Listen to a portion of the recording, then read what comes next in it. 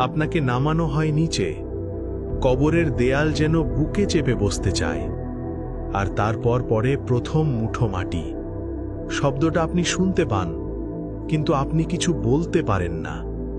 একটার পর একটা মুঠো, আর ধীরে ধীরে ওপরে আলো বন্ধ হয়ে যায়।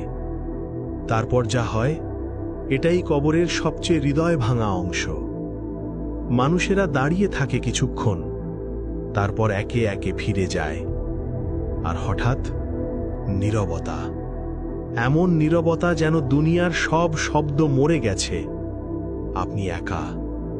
ঠিক তখনই কবরের ভেতর বাতাস বদলে যায়, মাটি কেঁপে ওঠে, অন্ধকারটা যেন আরো ঘন হয়ে নামে।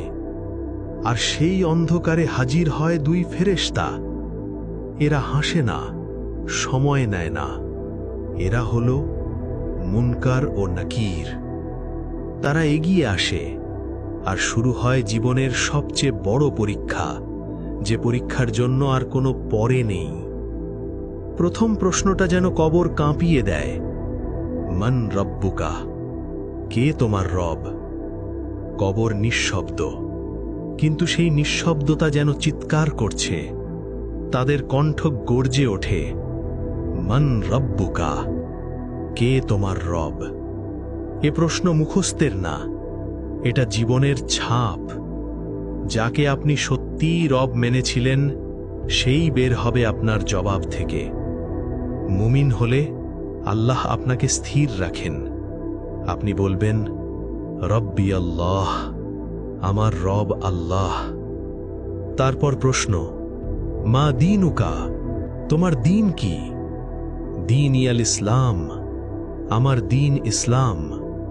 তারপর মান নবিয়ুকা, তোমার নবী কে? আপনি বলবেন, মুহাম্মদ সাল্লাল্লাহু আলাইহি ওয়াসাল্লাম।